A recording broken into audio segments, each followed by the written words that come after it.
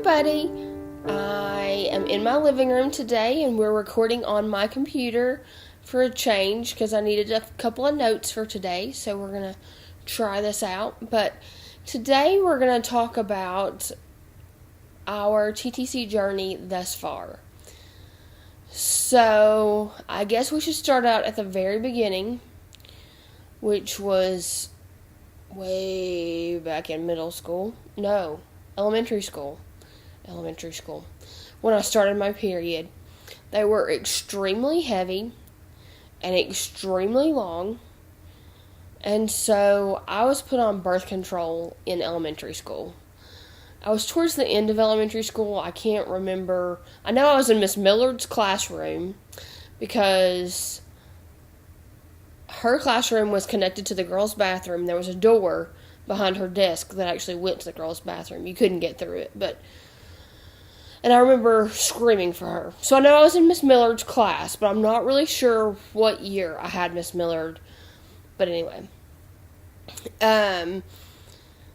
So I have been on birth control for a while. I graduated in high school in 2005. It's now 2017. So it's been a while. I am terrible at taking medicine. Terrible. And so I finally found the patch. And it worked great for me. Because it was once a week. And I didn't have to think about it. I just had to change the patch. Well, they quit making it in the United States. Problem. I had already swapped to Canada Pharmacy before they had quit making it. My doctor was still prescribing it for me. But I was just getting it through Canada Pharmacy. Which, if you've never tried it, it's really cool.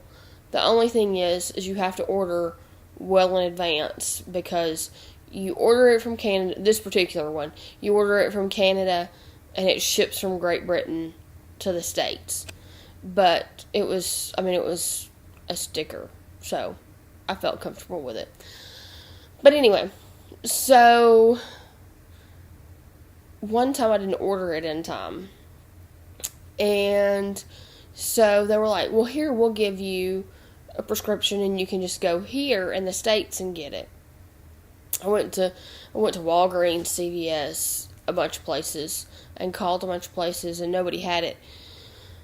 Well, this one pharmacy, it was CVS, I believe.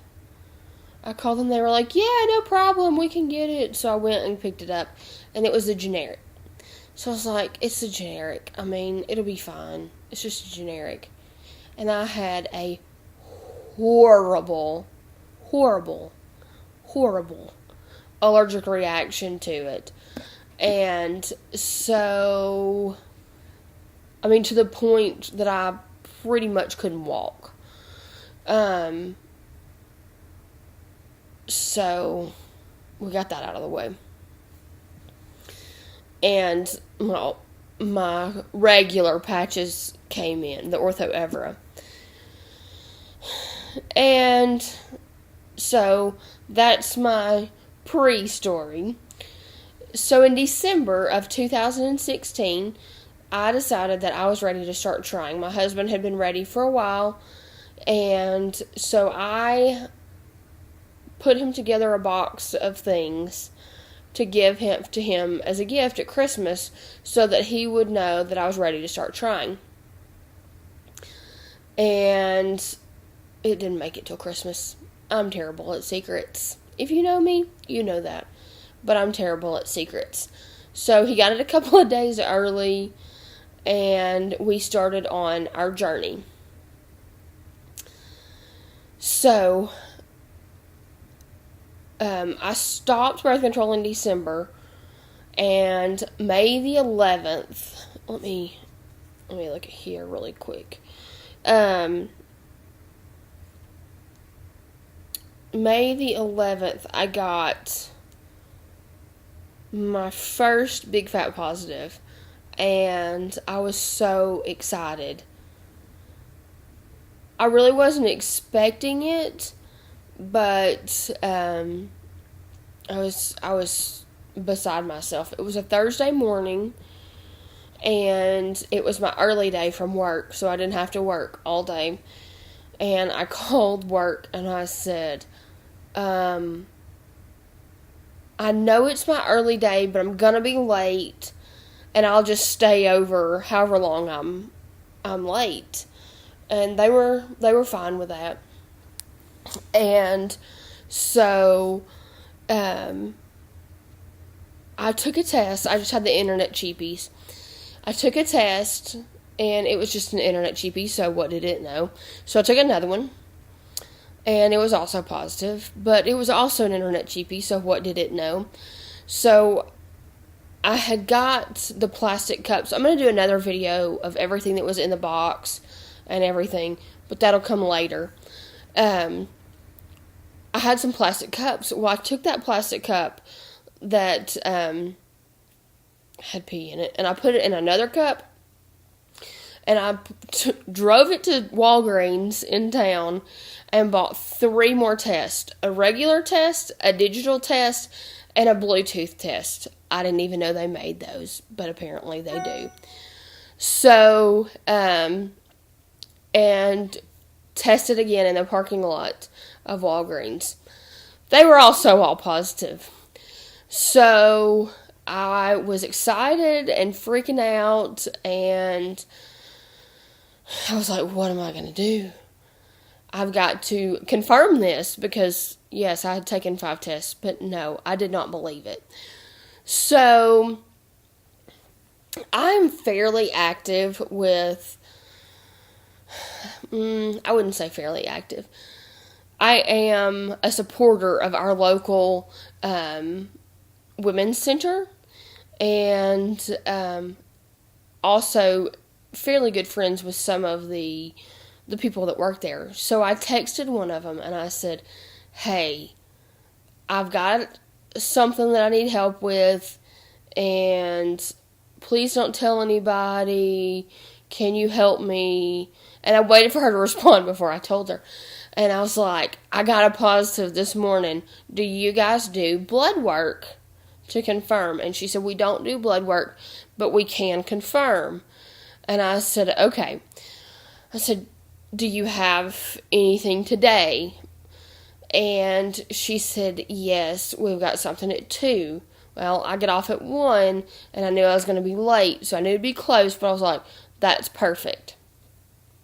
So, I was supposed to go to the opposite direction. Where I live is about 30 minutes away from where I work.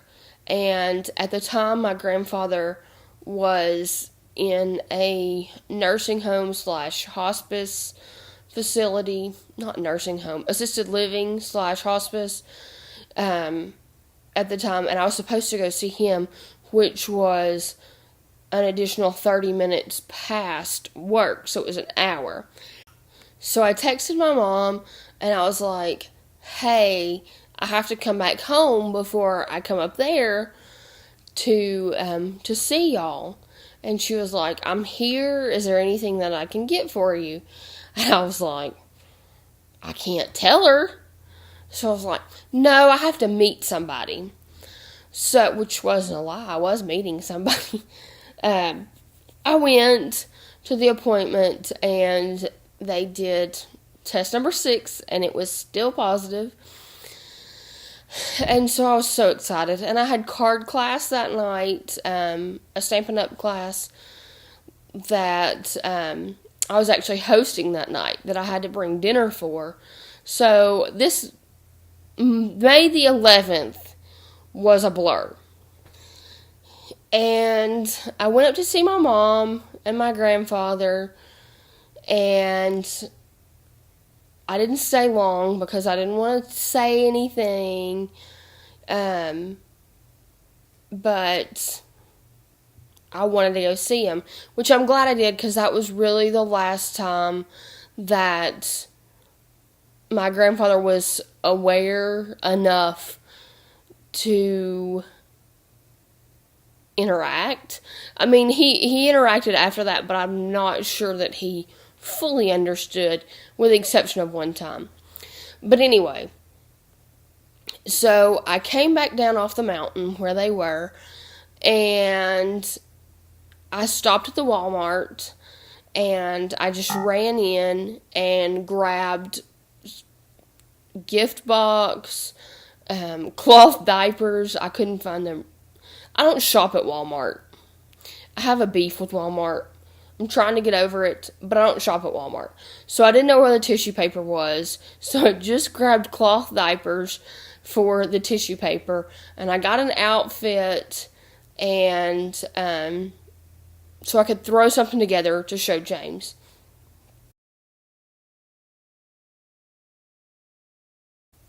And I also stopped at Little Caesars to get dinner for card class. I didn't get any plates. I didn't get any forks. I didn't get any knives. I didn't get any spoons. I didn't get any drinks. I was so scattered. But anyway, so I went on to card class, and everybody there, knew about my grandfather, and they were like, it's okay, which I was upset about that. But that had been a long time coming. Like, he had been in pain and struggling to breathe for a while. And so I was prepared for that, but I was just so excited I was beside myself. So I couldn't concentrate on anything. So I was like, I don't want to make any cards today. And they were like, just make something and you'll feel better. Which I'm glad that they did, because I made James a card and wrote in there, the day's events and how they unfolded and everything, which is good to look back on. And I'm so glad that I have that now. But anyway, so I left there, and I knew I had to leave earlier than what I normally do, because James would be asleep by the time I got home. And so I got almost home. I was literally like less than a mile from the house, and he calls me. And he did know where I was, just so you know. And he says, I don't know where you are or what you're doing, but I've medicated myself and I'm going to sleep. Because he doesn't sleep well when I'm not here. So he had taken 2 Benadryl. And so he could sleep. And I was like, he never, ever, ever, ever does this. I was like, I'm almost home. I'm beside the church. Can you please just stay awake? And he was like, do I have to? And I was like, yes, you have to. And so he was like, well, I'll try. Anyway, so I get home. I come in the garage. I don't even think I closed the door. And I took everything in there, and I was like, can I turn on the light? He was like, why do you have to turn on the light? I said, because I have something for you. What do you have for me? Anyway, it was this whole back and forth, and he told me if I had to, so I did turn on the light, and I was like, sit up. I couldn't get him to sit up, but he, batted the top off of the box and just kind of reached in and pulled out a test. One of the digital tests, and he saw, and he was like, are you pregnant? And I said, yes, and he was excited, but he was also medicated, so, we called a few people, not many, and told them, and he went on to sleep, and I probably went to sleep too. I was so tired. But we had... Oh, I didn't write this day down. Let me see if I can find it. The 18th. May the 18th. Okay, wait. No, I'm getting off track now. Okay. May the 13th was a festival in the town where we live, and my stepdad took me to it, and there was a LuLaRoe vendor there. Actually, there was two, but anyway, there was a LuLaRoe vendor there, and I'm thinking in my head, I need to get stuff that I'm going to be able to wear forever. And my stepdad was like, oh, this is really cute. It was a maxi skirt and I'm real short, so I could wear it as a dress. And I was like, oh, that'd be perfect. So he bought me that and a shirt, I think, an Irma. He bought me that, and I was so excited. And he was just buying me clothes. I was buying me clothes that I could wear, later on. And he didn't know, and we walked around, and he bought a birdhouse at another one of the vendors. And the woman was really sweet. It was a husband and a wife and their little girl. I say little, she was probably 13 or 14. And I knocked over a little star that she had propped up against her table. It was just a little wooden star. And she said, you know what? She said, I like you. She said, here, hand me that. So I gave it to her, and she carried it over to her other two. She had two more there. And she said, which one of these do you like? And I said, I don't know, And so I picked one, and she gave it to me. And it's actually right over here. Right there. It's been outside, but we've been having some bad weather, so I brought it in. She was like, here you go, I really like you. She said, maybe one day you'll have a child, or something to that effect. And I was like, I can't say anything right now. But at that point I knew, and I just thought it was really sweet, and so it meant a lot to me, and I was excited to have it. And so we went back, and my stepdad brought me home, and my husband couldn't go, so I asked him if he wanted me to wait or not. But I met with my best friend and her husband for dinner, and I told them, and bless her heart, she didn't get it. I had the waitress tell her, we went to a Japanese restaurant, and I got a sushi roll, no raw fish or raw anything in it. It was deep fried, which probably wasn't good for me either, but we always get the same thing, and she likes hers without avocado, and so she was asking me, I made Tristan order first, and then Vanna was like, what is it that I get? And I said, the friend roll. And she said, and what is it I don't like in it? And I said, avocado. And so she ordered, and then I ordered, and I had prearranged this with a waitress. And so when I ordered, the waitress said, it's a good thing that there's no raw fish in that, because we don't serve raw fish to pregnant people. And they just sat there like nothing was happening.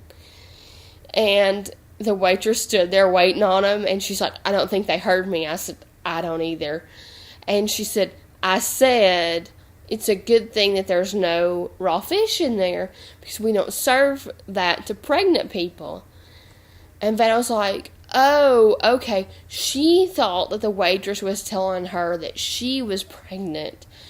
And then it finally, I've got a video of it. I'm not going to insert it or anything, but you can see the moment that it clicks in Vanna's head. And she's like, oh, congratulations. And it was really cute. But anyway, so I told them, and on the 14th, the next day, which was May the 14th, which was Mother's Day, I told my mom, my grandmother, my stepdad, and my grandfather. And like I said before, that was the last time was kind of the last time he was coherent. He did come back a little bit, and I do think that he knew what we were telling him. We did tell him that I was pregnant, and he said that, we asked him, do you want it to be a boy or a girl? And he said a boy, and he said, or I said, somebody said, do you want it to be more than one? He said, no. He said, she can't handle 2 of them. He was a twin. And so, I am next in line for twins. And so, it was cute and it was funny. And I do think that he understood that. So, I told him, and then June the 1st, no, not June the 1st.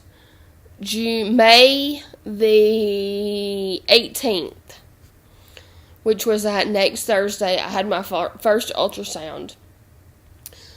We could see something, but it was too early. And so they rescheduled me for that ultrasound. James and my mom and my stepdad went. And, sorry, I thought somebody was here. So we rescheduled for June the 1st. And my mom and my stepdad could go, but James could not because he had to go to training for his new job out of state. So I was kind of sad, and I was like, can you just do it a day earlier, because he was leaving that day. And they were like, really, every day counts with, when you're this early. And I just don't think you're going to see anything if we do it any earlier. And I was like, okay, not a big deal. And I didn't force it. I wish now I would have. Because James never got to see, he got to see that first ultrasound, which you really couldn't see anything, but he never got to see the baby alive. So everything measured good, everything looked good, you could see the yolk sac, everything. And, I was measuring 6 weeks, 4 days, I think. And so I got pictures, and I showed him pictures and everything was good. And then June the 15th, which was 2 weeks later, I had my early day, and I came home from work, and I took a nap on the couch, and I got up, and I had blood in my underwear. I had been spotting the whole time, but this was the first time that it was like actually in my underwear. Usually it was just when I wiped. And so I knew something wasn't right. So I went to the emergency room, and it was weird. They did an ultrasound. They wouldn't let anybody go with me. And there was nothing there. Like, they couldn't find anything. And so I was like, well, clearly that's not true, because not only had we seen a baby in the yolk sac, we had seen the heart rate, I forgot to say, or the heart fluttering, and got a heart rate, so I knew there was something there, but they couldn't see anything. And so we were like, okay. So we had to find a doctor, because my OB has been out for 2 years with blood clots. So we had to find somebody else. We found somebody. I went the next day. He did another ultrasound, and he saw everything. And he was like, I don't know why they told you there wasn't anything there. There is something there. I do see it. And he could measure it. And it was still about 6 weeks, 4 or 5 days. So it was obviously right after my ultrasound on June the 1st that the baby passed. So we scheduled a suction D&C for June the 21st. That was a Wednesday. I took Thursday off. I tried to go back to work Friday. Terrible idea. Worked for like an hour or two and had to come home. And then I took the next whole week off. And then July the 3rd, I took off. And I had my follow-up doctor's appointment from the D&C. And then I went back to work permanently on July the 3rd because we had July the 4th off. I work at a bank. So we had July the 4th off. And so we were told we could start trying after the bleeding stopped and after 2 periods.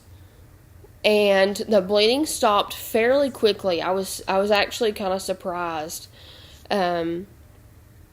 how quickly the bleeding stopped. I mean, when I say how quickly, like, it was still like weeks. I think it was like 2 weeks. But I kind of thought it would be longer than that for some reason. I don't know why. So, I'm bringing up my app right now.